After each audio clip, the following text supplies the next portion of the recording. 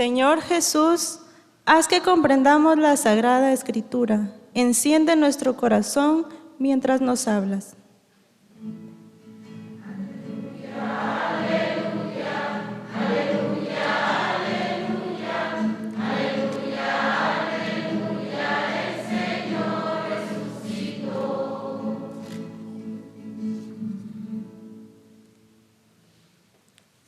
El Señor esté con ustedes. Proclamación del Evangelio de Jesucristo según San Lucas.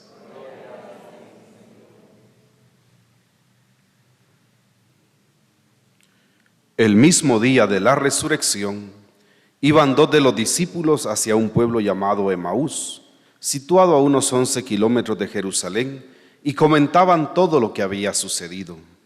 Mientras conversaban y discutían, Jesús se les acercó y comenzó a caminar con ellos, pero los ojos de los dos discípulos estaban velados y no lo reconocieron. Él les preguntó: ¿de qué cosas vienen hablando tan llenos de tristeza? Uno de ellos, llamado Cleofás, le respondió: ¿eres tú el único forastero que no sabe lo que ha sucedido estos días en Jerusalén? Él les preguntó: ¿qué cosa? Ellos le respondieron: lo de Jesús el Nazareno, que era un profeta poderoso en obras y palabras ante Dios y ante todo el pueblo. Como los sumos sacerdotes y nuestro jefe lo entregaron para que lo condenaran a muerte y lo crucificaron. Nosotros esperábamos que él sería el libertador de Israel, y sin embargo han pasado ya 3 días de que estas cosas sucedieron. Es cierto que algunas mujeres de nuestro grupo nos han desconcertado, pues fueron de madrugada al sepulcro, no encontraron el cuerpo y llegaron contando que se les habían aparecido unos ángeles que les dijeron que está vivo. Algunos de nuestros compañeros fueron al sepulcro y hallaron todo como habían dicho las mujeres, pero a él no lo vieron. Entonces Jesús les dijo: qué insensatos son ustedes y qué duros de corazón para creer todo lo anunciado por los profetas. ¿Acaso no era necesario que el Mesías padeciera todo esto y así entrar en su gloria?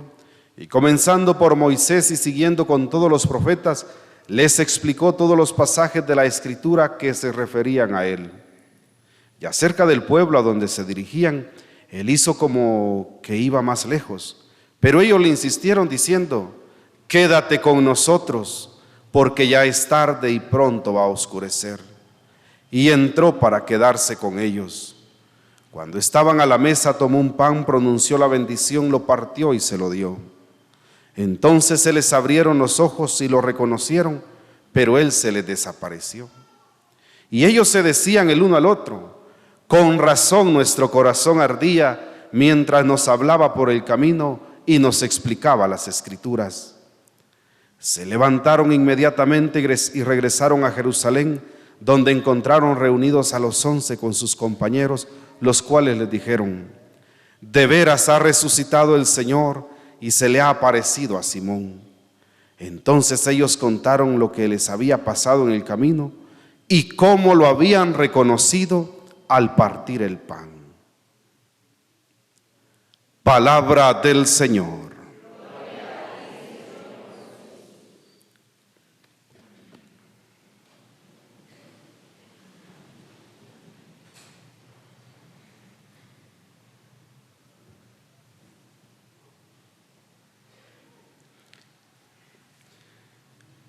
Seguimos avanzando en este tiempo hermoso de la Pascua y vamos acompañados por la lectura de Hechos de los Apóstoles y las apariciones de Jesús resucitado.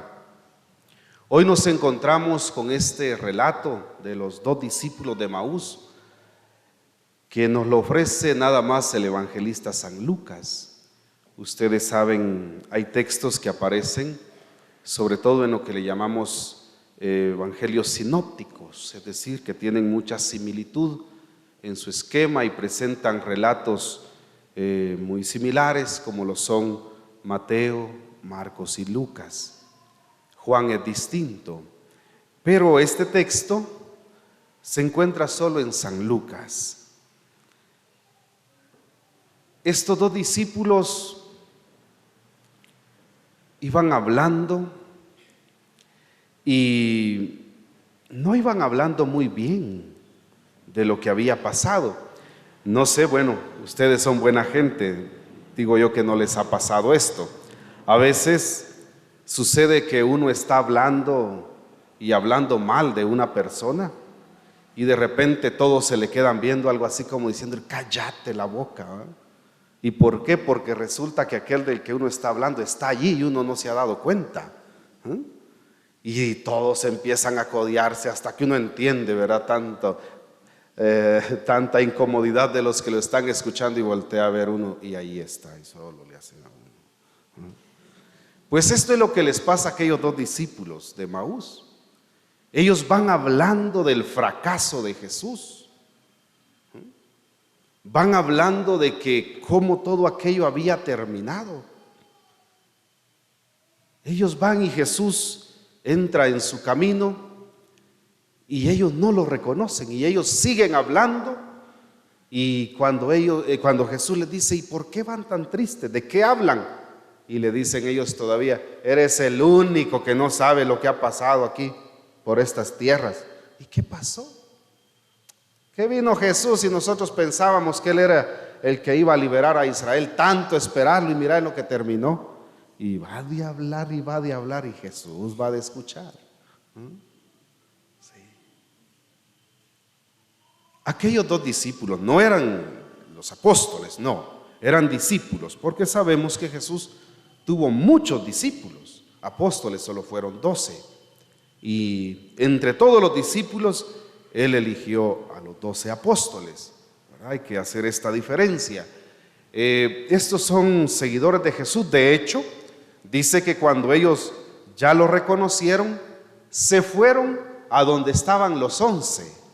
Se fueron de regreso a Jerusalén. Es decir, no vayamos a pensar cuál de los apóstoles, cuál de los dos apóstoles o de los 12 apóstoles serían estos dos. No, eran discípulos. De hecho, aparece un nombre de ellos que no es de los apóstoles. Pues bien, entonces, queridos hermanos, ver esto y vamos a ver unos 3 detalles de este evangelio. Primero, seguimos encontrando las apariciones de Jesús resucitado. ¿En qué día? Domingo. El evangelista inicia así: el mismo día de la resurrección. ¿Y cuál es el día de la resurrección? Domingo. Sí. Siempre se resalta entonces la importancia del día de la resurrección. Los cristianos empezaron a reunirse como comunidad del resucitado el día domingo, día del Señor, día de la resurrección. Y aunque ya lo dijimos en alguna ocasión, ¿verdad? El domingo de la resurrección, insistimos siempre en esto, queridos hermanos, en que nosotros tengamos una espiritualidad y un celo especial por nuestro día domingo. No dejemos que nos lo arrebaten. No desvirtuemos el día del Señor. Y hemos mencionado textos bíblicos que nos hablan de cómo aquella comunidad cristiana, de cómo esta iglesia empezó a adorar a su Dios en día domingo. ¿Recuerdan ustedes, por ejemplo, 1 Corintios capítulo 16, versículo 2, habla cómo los cristianos todos los domingos se reunían? ¿Se recuerdan ustedes aquel día que Pablo se tardó mucho predicando y se le durmió aquel señor que se llamaba Eutico y se cayó en la asamblea? Hasta eso se narra. Era día domingo, lo relata Hechos 20, versículo 7, día domingo. El Apocalipsis se relata, dice, un domingo se apoderó de mí el Espíritu de Dios. Apocalipsis 1:10. Entonces, la importancia del domingo.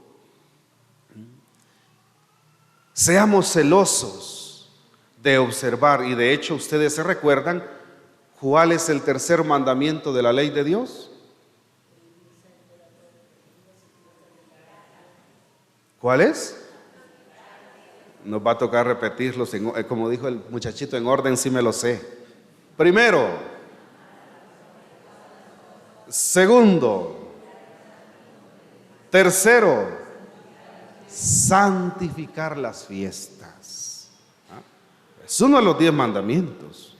Estamos invitados, hermanos, a santificar el domingo como día del Señor.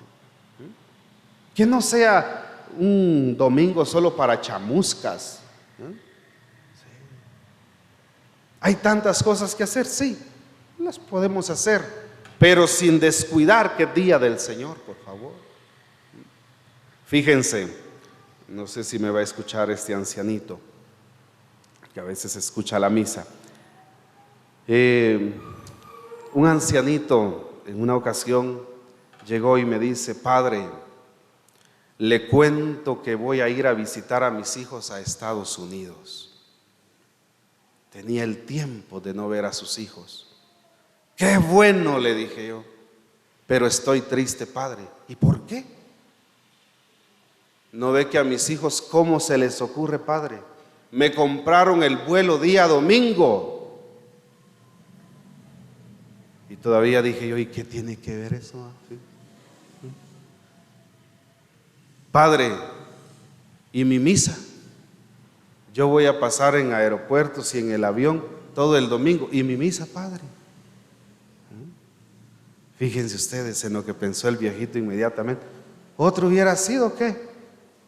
Feliz, ¿verdad? Preparar las gallinas, crema que yo me las llevo y, ¿sí? Y compremos queso y crema, y aunque hay campero allá, pero llevemos campero de Guatemala, los patojos y tanta cosa, ¿no? Fíjense en lo que reparó el ancianito. Eso es propio de alguien que tiene su espiritualidad bien afianzada. Santificar el domingo, día en que Cristo ha vencido a la muerte, ha vencido el pecado para que nosotros seamos perdonados y obtengamos la salvación. Fíjense, muchas veces nosotros decimos: bueno, mañana es domingo y a tal hora voy a ir a misa. Y de repente aparece alguno de los distractores y qué fácil se justifica uno.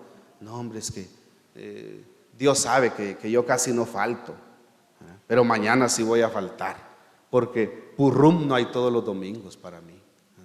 Entonces se van al purrum, pues, y se queda aquí el banquete que Él nos ha ofrecido con sacrificio y por amor a nosotros, servido y despreciado. Cuidemos la espiritualidad del domingo, día del Señor.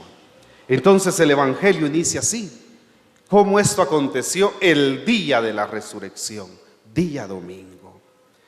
Y luego se relata entonces cómo estos 2 discípulos que formaban parte de aquella comunidad que había convivido con Jesús, se sienten en ese momento desilusionados. Están en un momento de confusión. Parece que todo ha terminado. Están en un momento difícil de crisis. ¿Y qué es lo que se les ocurre? Vámonos de aquí. Vámonos a Emaús. No era esa la solución. ¿Cuántas veces nosotros también en nuestra vida enfrentamos crisis y la tentación es huir a Emaús, buscar falsos refugios, falsas soluciones, falsas puertas de salida, falsos paraísos? ¿Cuánta gente en las crisis que viven, por ejemplo, existenciales, en las crisis de su familia, crisis matrimoniales, buscan refugiarse en Emaús? Ahora pensemos, ¿cuál ha sido el Emaús de mi vida? ¿Dónde me he refugiado falsamente? Y nos damos cuenta que ese Emaús no ha sido la solución. Fíjense, a veces la pobre gente ante los problemas, ¿qué hace? Refugiarse en el alcohol, en la droga. ¿Sí? No, hombre, eso lo ataranta un rato, ¿verdad? Pero cuando vuelve, está el problema y hay otros, y peores a veces, ¿no? ¿Sí?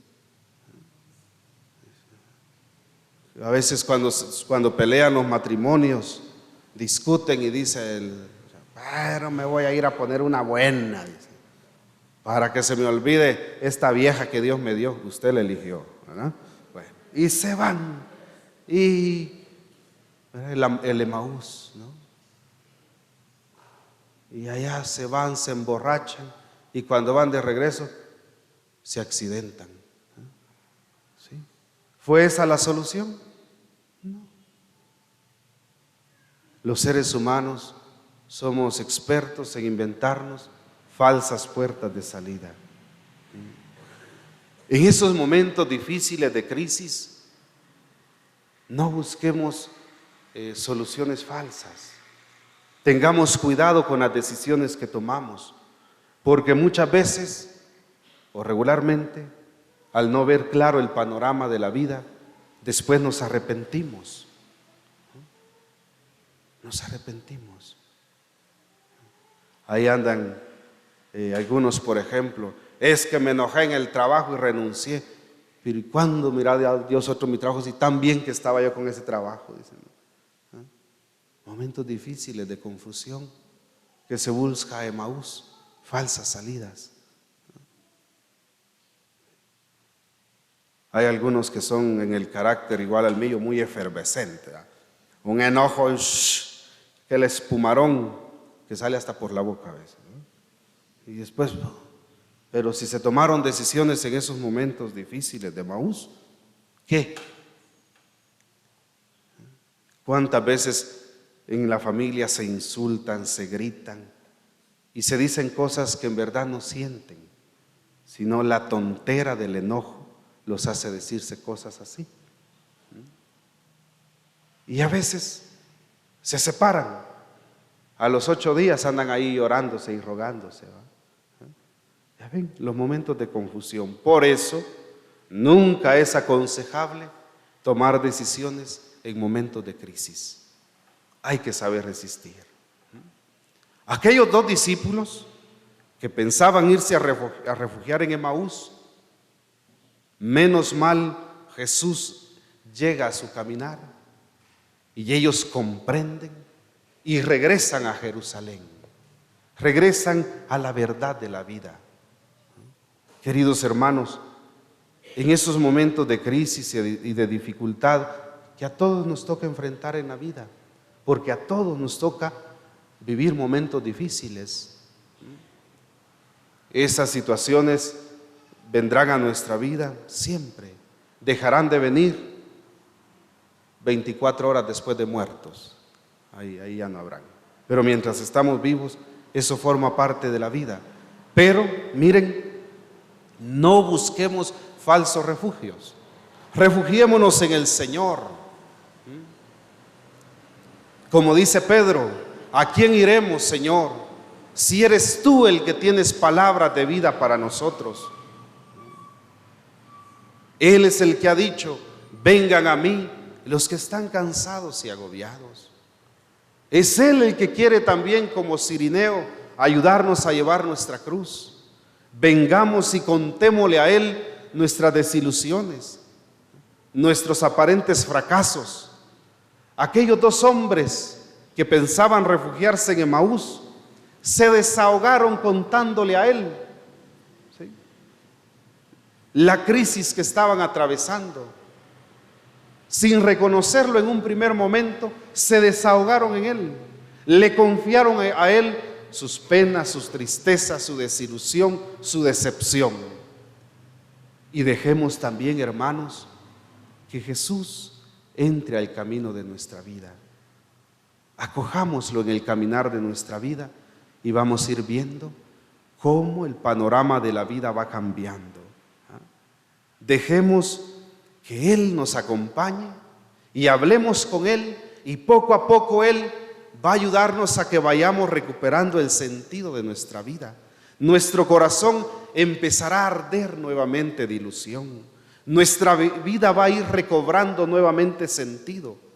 Pero les repito, no busquemos Emaús, no busquemos falsos refugios, refugiémonos en Él y regresemos a Jerusalén, regresemos a la verdad de nuestra vida. Que el Señor entonces nos ayude para que en esos momentos que a veces nos agobian, pues tengamos el cuidado, la prudencia, la sensatez de enfrentarlos con Él. Que Él sea nuestro compañero de camino. Y viene a nuestra mente aquel sueño que se hizo famoso. Hay incluso de ese sueño que hizo alguien, se hizo un canto. Cuando uno va a las ferias y le pega el tiro al blanco, se lo dan en cuadritos a uno. Aquel sueño que se llama Huellas. Seguramente lo han leído ustedes, ¿no? De aquel hombre que iba caminando en la orilla del mar y de repente se da cuenta que cuando él camina no queda solo la marca de sus huellas, sino que hay otras huellas. Entonces él nota que van dos personas, son las huellas de dos personas, la de él y otro, y él reconoce que quien lo va acompañando allí en ese caminar es Dios. Y entonces él empieza a sentir que Dios va haciendo camino con él. Pero de repente empieza a tener problemas en el camino. Y voltea a ver y se da cuenta que ya solo están las huellas de una persona marcadas en la arena. Y empieza a pelear con Dios, a reclamarle, a decirle: ¿por qué me abandonaste cuando más te necesité? Y le dice Dios: ¿por qué dices que te he abandonado?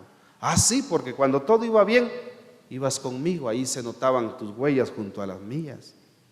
Y le responde Dios en el sueño: hijo, yo jamás te he dejado solo. En aquel momento de prueba, fui yo quien te cargué. Las huellas que mirabas marcadas en la arena no eran las tuyas, eran las mías, porque era yo quien caminaba por ti. Muchas veces nosotros en la vida creemos que Dios nos ha abandonado y preguntamos: ¿qué se hizo Dios? ¿Por qué en este momento más difícil siento que Él no está conmigo? Si supiéramos que si no fuera por Él, no resistiríamos y no superaríamos tantas cosas que solo porque Él nos ha ayudado, sin que nos demos cuenta, lo hemos logrado. Es Él el que está junto a nosotros. Él es fiel, Él es leal, Él no nos abandona. Se trata de que nosotros sepamos reconocerlo, sepamos descubrir que es Él el que va haciendo camino con nosotros, el que nos va explicando muchas cosas y el que nos quiere llevar a que comprendamos las cosas y que al final entonces aquella experiencia de confusión se convierta en experiencia de fe, que aquella tribulación se convierta en gozo, que aquel aparente fracaso se convierta en éxito. Que el Señor nos ayude y nos acompañe a todos. Gloria al Padre, al Hijo y al Espíritu Santo.